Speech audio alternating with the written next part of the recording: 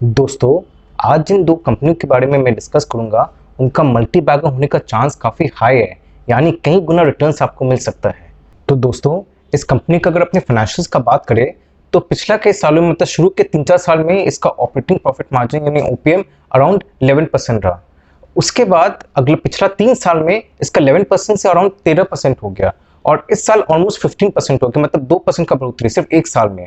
और इसका कारण है कि काफ़ी इसका बड़ा मर्जर हुआ, जिसके कारण जो भयंकर प्रॉफिटेबल प्रोडक्ट्स है वो इसका पोर्टफोलियो में ऐड हो गया है, जिसके कारण ये कंपनी का प्रॉफिट मार्जिन में काफ़ी अच्छा असर पड़ा है और इन द फ्यूचर ऑल्सो ये काफ़ी आगे बढ़ेगी। अब अगर अपने इसका सीएफओ का बात करें यानी कैश फ्लो फ्रॉम ऑपरेशंस, वो भी पॉजिटिव रहा है over the years, which is a very good sign.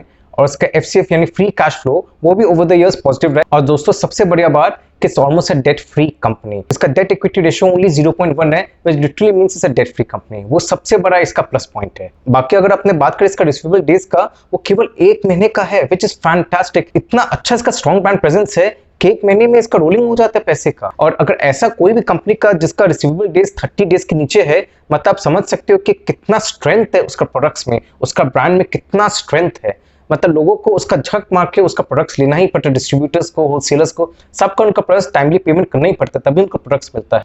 तो दोस्तों, इस कंपनी का इतना तेजी से बढ़ने का प्लान है। इनफैक्ट मिस्टर डिसूजा जो बेसिकली चीफ एग्जीक्यूटिव ऑफिसर और मैनेजिंग डायरेक्टर है वर्लपूल इंडिया के, उनको भी इन्होंने अपनी कंपनी में लिया है। उससे उनके एक्सपीरियंस से कंपनी को बहुत फायदा होगा कि कंपनी का प्लान है कि बस थोड़े स्मॉल सिंगल डिजिट्स में ग्रो नहीं करने का, कि कंपनी का प्लान है मेजर डबल डिजिट्स में, मेजर रूप में ग्रो करने का। बिकॉज अब क्या होगा, it's become a proper FMCG company. तो दोस्तों, आज के दिन इसका रीच हो गया almost 20 crore household, 20 crore household तक इनका रीच है, with 2.5 million outlets, 25 lakh outlets and 5,000 distributors and stockist. तो इतना बड़ा रीच हो गया, इतना ग्रैंड स्कीम में इनका काम हो गया। बेसिकली देखिए, कोई भी कंपनी का डिस्ट्रीब्यूशन, मार्केटिंग और सप्लाई चेन नेटवर्क स्ट्रांग होना तो कंपनी आगे बढ़ना ही है। कंपनी को कोई रोक ही नहीं सकता आगे बढ़ने का। और इस मर्जर से इस कंपनी को सबसे बड़ा एडवांटेज ये हुआ कि मर्जर से क्या हुआ है, टाटा सॉल्ट जो बहुत प्रॉफिटेबल प्रोडक्ट था टाटा केमिकल्स का, वो अब इस कंपनी का पोर्टफोलियो में ऐड हो गया। तो उससे बहुत बड़ा फ्लिप मिला इसका प्रोडक्ट को।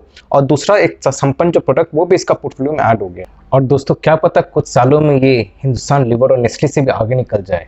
तो दोस्तों, ये कंपनी टाटा ग्लोबल बेवरेजेस नाम से जाना जाता था, but after the merger of the consumer business division basically of Tata Chemicals with this company, अब इस कंपनी का नाम हो गया टाटा कंज्यूमर प्रोडक्ट्स। यस दोस्तों, ये कंपनी का नाम है टाटा कंज्यूमर प्रोडक्ट्स लिमिटेड। तो दोस्तों, अगर इसका प्रोडक्ट पोर्टफोलियो का बात करें तो इसका टी डिवीजन में टाटा टी, टेटली और 8 o'clock, ये दोनों का बहुत स्ट्रॉन्ग ब्रांड प्रेजेंस है और इनफैक्ट ग्लोबल ब्रांड प्रेजेंस है। इनफैक्ट आप बिलीव नहीं करेंगे, कनाडा में टेटली का नंबर 1 पोजीशन है और यूके में नंबर 3 पोजीशन। तो इतना स्ट्रॉन्ग ब्रांड वैल्यू है। और अगर फूड्स डिवीजन में अगर अपने सॉल्ट का बात करें तो Tata salt has the highest market share in India. In fact total salt market का केवल 30% टाटा सॉल्ट के पास है।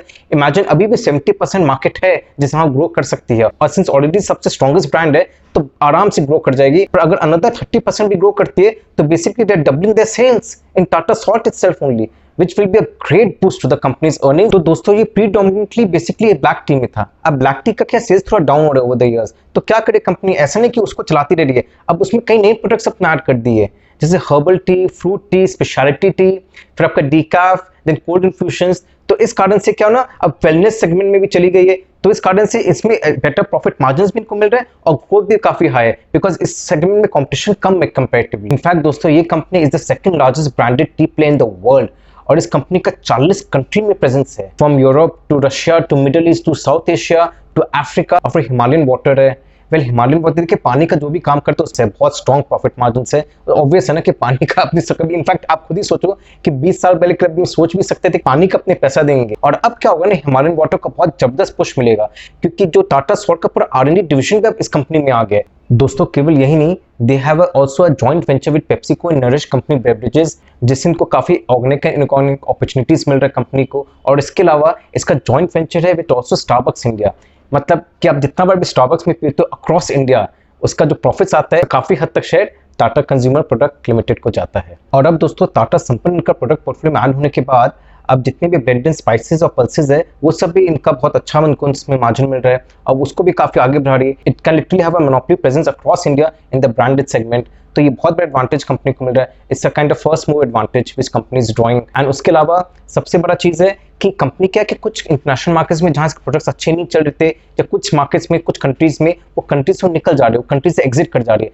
तो जितने भी लॉस मेकिंग कंट्रीज है वहाँ से एग्जिट कर जा रही है। तो इट्स नॉट कि वहाँ ट्राई करिए प्रॉफिट गेन करने का या मार्केट शेयर गेन करने का, उनको लगता है कि वहाँ फ्यूचर नहीं तो वहाँ से निकल गए। मतलब basically trying to cut off the losses. जो जो कंट्रीज में उसके प्रोडक्ट्स अच्छा करिए उन कंट्रीज में ज्यादा फोकस करिए, वहाँ ज्यादा मार्केटिंग एफर्ट्स लगा रही है। इनफैक्ट दोस्तों यूएस में भी कॉफी में भी कई नए नए फ्लेवर्स इंट्रोड्यूस करिए, और यूके में भी जैसे टाटा में कई टाइप के जैसे मसाला चाय, जिंजर चाय, फिर आपकी आयुर्वेदिक इंस्पायर्ड टी, ये सब इंट्रोड्यूस करिए। और देखिए टाटा मार्केटिंग में तो फैंटास्टिक, इसका ब्रांड रिकॉर्ड इतना स्ट्रॉन्ग है कि बेसिकली इसको अपना कोई प्रोडक्ट अच्छा बनाना है और उसको जबरदस्त मार्केट करना है, बस ये इनका काम है। और दोस्तों यही नहीं, बहुत ही बड़ा upcoming segment freeze dried coffee, इसका भी बहुत बड़ा प्लांट वियतनाम में बिठाई है, क्योंकि वहां बहुत अच्छा सेल है इस सेगमेंट का। तो उससे भी क्या है कि वो वियतनाम में तो बेचेगी, उसके अलावा ऑल अराउंड द वर्ल्ड भी वो कॉफी अपना बेच पाएगी। इनफैक्ट ये जो सेगमेंट है इसमें बहुत स्ट्रॉन्ग मार्जिन है और बहुत कंपनीज इस सेगमेंट में है। दोस्तों रिस्क का बात करें तो सबसे बड़ा रिस्क यही है कि टीसीपीएल में कि इसका जो पी है it is pretty high, it is more than 70। और देखिए 70+ पी कंपनीज में प्रॉब्लम नहीं है, there is no problem, because और भी कंपनीज है जिनका 70+ पी है, जैसे Asian Paints which is a fantastic company. Again problem क्या है कि जो भी कंपनी का 70+ पी होगा उसको उस हिसाब से ग्रो करना पड़ेगा इन द फ्यूचर, बिकॉज उसके ऊपर इसका पी रेटिंग है। अब अगर इसी तरह से ग्रो करती रहो आगे फ्यूचर में बहुत अच्छा ग्रो की, तब तो ये पी समझ में आता है, और अगर ग्रो नहीं की तब प्रॉब्लम आ जाएगा, तब इस कंपनी का शेयर प्राइस काफी नीचे गिर सकता है। So that is a risk. But देखिए अभी जो ऐसा सीन लग रहा है उस हिसाब से, और जिस टाइप का स्टेप्स ले रही है कंपनी उस हिसाब से तो लग रहा है कि कंपनी का बहुत अच्छा फ्यूचर है, काफी ब्राइट फ्यूचर है। और अब दोस्तों अपने दूसरी कंपनी की तरफ चलते हैं, और ये कंपनी का ओपीएम यानी operating profit margin is very high. In fact last few years में इज 20%, विच इज फैंटास्टिक।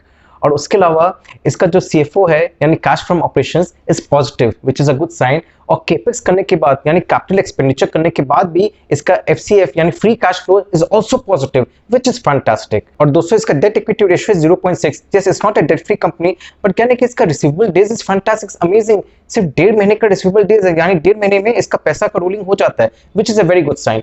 तो इसका कहना डेट आराम से सर्विस कर पाएगी। एंड द बेस्ट पार्ट दोस्तों इस कंपनी का है कि इसका P is still very low, very reasonable. In fact historical P से भी अभी भी कम है, in fact it is just above 5, और इस दाम में तो बहुत ही सही लगता है with such a strong brand presence. दोस्तों इस कंपनी का ग्लोबल प्रेजेंस है, और India, north America, Europe, Africa, ये सब जगह है।